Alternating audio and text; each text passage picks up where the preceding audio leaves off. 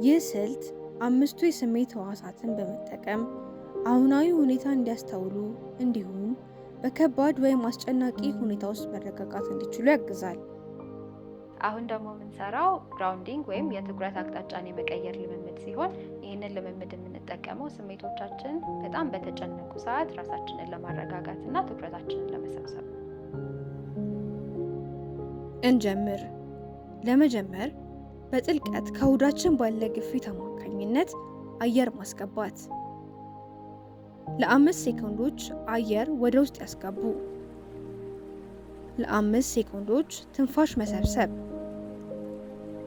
ለ5 ሴኮንዶች አየር ወደ ውጪ ማስወጣት። ዙሪያው የሚያዩትን 5 ነገሮች ያስተውሉ። ከዚያም ድምፃችንን ከፍ አድርገን ያየነውን መናገር።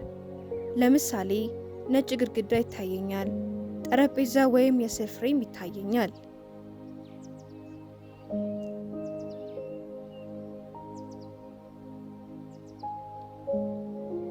አይናችንን በመጨፈን 4 በስሜት የምንረዳቸውን ነገሮች እናስተውል። ለምሳሌ አየሩ ሞቃት መሆኑ ይሰማኛል፣ ትንፋሼ መፍጠኑ ይሰማኛል፣ የተቀመጥኩበት ሶፋ ምቾት ይሰማኛል። አሁን ደግሞ የተለያዩ 3 ነገሮችን መስማት እንችል እንደሆነ ወይም ደግሞ እንደምንችል እናስተውል። ለምሳሌ የሆነ ሰው ሲያወራ፣ ንፋስ ሲነፍስ፣